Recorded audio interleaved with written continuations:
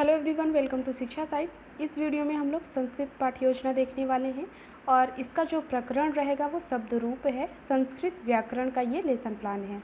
तो सबसे पहले अभी आप हमारे चैनल पर नए हैं या अभी तक आपने हमारे चैनल को सब्सक्राइब नहीं किया है तो प्लीज़ कर लें, क्योंकि आपको हमारे चैनल पर 40+ लेसन प्लान उपलब्ध हैं। अगर आपको वो वीडियो देखना है तो आप प्लेलिस्ट में जाके देख सकते हैं। और अगर आपको किसी और टॉपिक पे लेसन प्लान चाहिए तो आप लोग मुझे कमेंट बॉक्स में ज़रूर बताएं। और इस वीडियो में शब्द रूप हमारा प्रकरण है, उसको देखते हैं। सबसे पहले आपको ब्लैक बोर्ड एंट्री करनी होती है अपने लेसन प्लान में। जो भी ब्लैक बोर्ड एंट्री करेंगे उसको आप अपने लेसन प्लान में सबसे पहले मेंशन करेंगे। जैसे क्लास, कालांश, कालांशः, विषया, दिनांका, दिवसा और अवधि।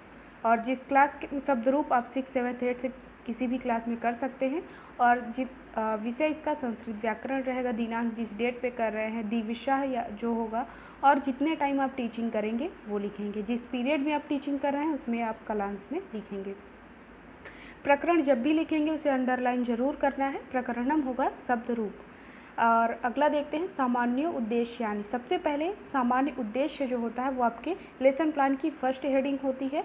और सामान्य उद्देश्य जो होंगे वो आपके सब्जेक्ट से रिलेटेड होते हैं। संस्कृत विषय पे आप टीचिंग क्यों कर रहे हैं इसको आपको यहाँ पे लिखना होता है।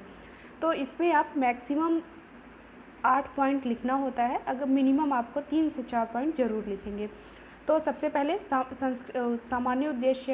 सामान्य उद्देश्यान में आप लिखेंगे संस्कृत भाषायां प्रति उत्पादनम, भाषाया चतुर्णा कौशलानां विकासम।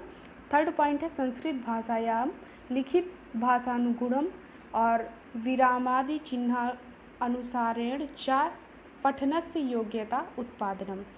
और संस्कृतात मातृभाषायां अनुवादस्य योग्यता उत्पादनम। और अगला पॉइंट है कल्पना शक्ति सर्वजनात्मक शक्ति संवर्धनम। और लास्ट पॉइंट है संस्कृत व्याकरणस्य क्षमता उत्पादनम। तो यहाँ पे आपके सामान्य उद्देश्य समाप्त होते हैं। अगली हेडिंग होती है विशिष्ट उद्देश्य। यानी और विशिष्ट उद्देश्य आपके प्रकरण से रिलेटेड है कि आप शब्द रूप पे अपनी टीचिंग या अपना लेसन प्लान क्यों बना रहे हैं। तो इसमें आप लिखेंगे सर्व छात्रा शब्द रूप विषय ज्ञानस्यन्ति। और सेकेंड पॉइंट है सर्वे छात्रा विभक्ति ज्ञानम करिष्यन्ति।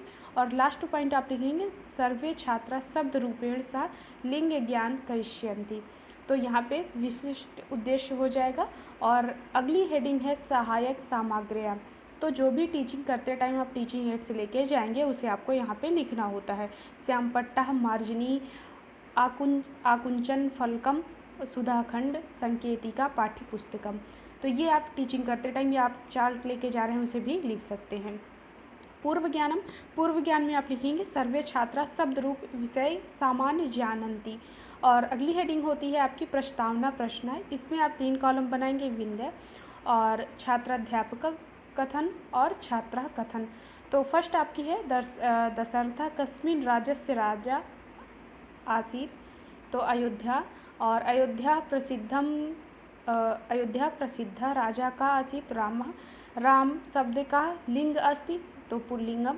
और अगला आपका प्रश्न होगा राम शब्दे सप्तमी विभक्ति एक वचन किम अस्ति। तो संभावित उत्तर समस्यात्मक हो जाएगा या डैश करके आप छोड़ देंगे। और प्रस्तावना प्रश्न आपको ध्यान ये देना है कि यहाँ पे जब भी आपकी यहाँ पे अयोध्या आया है तो आप अयोध्या से रिलेट करके ही अगला प्रश्न पूछेंगे। अगला इसका आंसर रामा आया है तो राम से रिलेट करके आपको अगला प्रश्न पूछना होता है। आगे देखते हैं। और अगली है अगला प्रस्तावना प्रश्न के बाद उद्देश्य कथन हेडिंग होगी। और उद्देश्य कथन में आप इसमें बोलेंगे प्रियांशा छात्रा, प्रियांश छात्रा अद्य वयं शब्द रूपम विषय विस्तृत रूपेण पठिष्यामः।